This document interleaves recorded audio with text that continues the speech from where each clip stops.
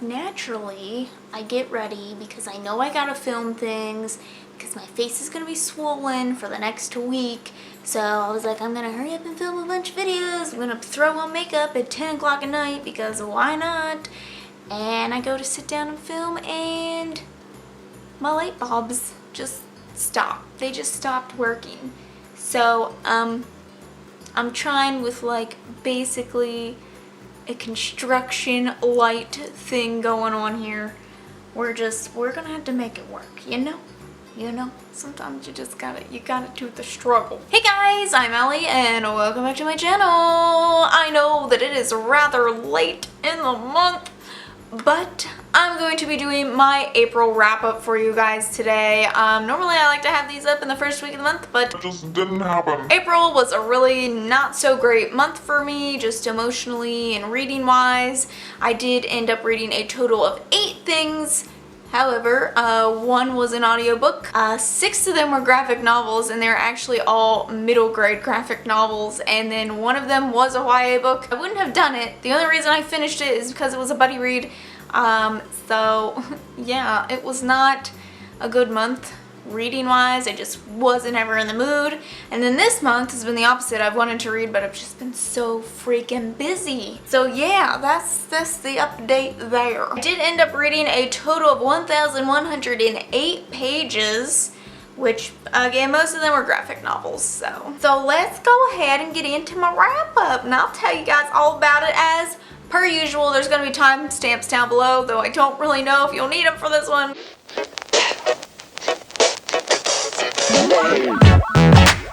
Okay, the first audiobook and the only audiobook that I listened to in April was The Woman in the Window. I like snatched this up when my Audible credit hit, and I gotta say, I really enjoyed this. I was hooked. I listened to it in one sitting. It is about this woman who is agoraphobic. She kind of like spies on the neighbors, and she makes friends with the new neighbors that move in, and she spies what she believes is this woman that she has just made friends with being murdered by her husband next door. She's like, what the heck? The whole time you have no idea what to believe. It flip-flops so much back and forth between like, do you believe her? Do you not believe her? Is she unreliable? Like, what is going on? Was this person really murdered? Like, there's so many different twists in this that I just didn't see coming, and I just ate it up. It was such a great like mystery thriller.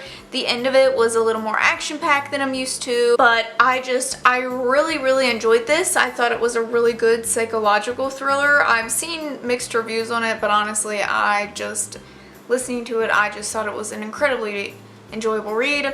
And I ended up giving it 5 out of 5 stars. Yes, I liked it that much. Okay, let's just get into the gist of all these graphic novels. I did take out a whole series of graphic novels from the library called CatStronauts. It just seems, they're cat astronauts. I mean, I had to. And I ended up reading 2 of them. I had taken out 3 and I ended up reading 2. I read Mission to the Moon and Race to Mars, and this just follows a group of CatStronauts in a world of cats, and the first one is that they are going to the moon in order to like fix some sort of electricity problem that's happening on Earth. And of course you have like one that's really smart, really science specific, you have one that's kind of dumb, you have the one that just wants to eat all the time, you have the one that's really strict. So it kind of follows that it's similar format, and it was just kind of like funny, cheesy, pretty quick to get through, and overall the storyline was like, it was fun. Race to Mars was them, you get to see other CatStronauts throughout the world, and they kind of go head to head in order to get to Mars, and this was about just like competing and like friendly competition and stuff like that, and it was also just cute and fun, and the jokes were pretty, you know, silly. Again, meant for kids. I just thought they were enjoyable. I ended up giving both of those a 3 out of 5 stars. I don't think I'm going to be continuing on just because like they served their purpose at the time. It was just like something that I wanted to mindlessly read. They served their purpose then. I don't really think that I need to read any more of them. I also read Moonstruck Volume 1. I was really highly anticipating this. And this kind of takes place in like this magical world. People have different magical abilities. They're different kinds of like creatures, hybrids and stuff. And this follows our one girl. She works in a cafe. She is a werewolf. Like, she's not very confident in that, and she's not very proud that she's a werewolf. And this follows, she goes to a magic show with the girl that she is trying to impress, as well as her coworker.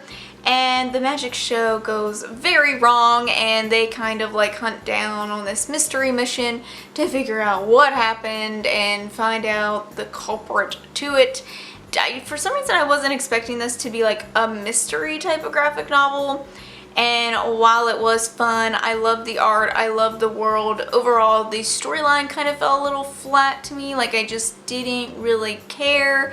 There were parts that I had to reread because I was like, well, I don't know why this is like in here. This doesn't really make any sense to me. I also didn't really care for the characters. They were quite annoying, especially the main character.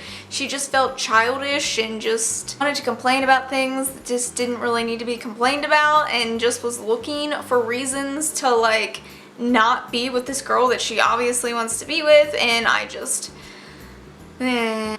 wasn't what I was expecting. I did give it 3.5 out of 5 stars because it was enjoyable enough to read, but there were some flaws that I just couldn't get past. I also read Adventure Time Volume 1, and if you guys don't know, Adventure Time is like one of my favorite shows of all time. I love it. It's just so fun and funny, and I love the characters. Marceline, the vampire queen, she my queen. She's my queen. So I noticed that Hoopla has like all of the volumes of Adventure Time and the spin-off graphic novels, so I thought I would kind of get into that. I love going back to the world of Ooh, so I just checked it out. This was about like the universe getting like sucked into this bag, and of course they have to like try to escape the bag, and like it's just, you know, Finn and Jake nonsense, and it was fun, and I liked going back and seeing all those characters, so I ended up giving this 4 out of 5 stars. Just really enjoyable. Then we have Nightlights, and this is I believe it's a standalone graphic novel. It's a very large book, like the book was like this big. Very cute. This is about a young girl who she can like draw and paint and stuff, and she is very much a daydreamer, and she gets in trouble for daydreaming at school and for being like the artsy kid, and she goes home and like dreams of all these awesome things and such, like these different creatures, and she makes a new friend at school, and this friend is very nice to her and does like everything that she wants, and then she also is not who she seems to be. This friend is not as nice as she expects, and there is this voice inside her head that is like making her draw these things for her. I thought this was really cute because it took like nighttime and creepy things but made them like not creepy. Like, she befriends these creatures that she comes up with in her sleep and such, and even though they're kind of scary looking, like they're not mean, and that was really cool. And I liked that it wasn't like trying to make kids afraid of the dark or dreaming or nightmares or anything like that, and to just be creative and be yourself. And the artwork in this was absolutely beautiful, just stunning artwork. And I really like this. I thought it was just really cute, and I gave it 4 out of 5 stars. And then one of the most impressive graphic novels, I believe this is also a standalone possibly, was the Tea Dragon Society, and oh my goodness, this was so stinking cute.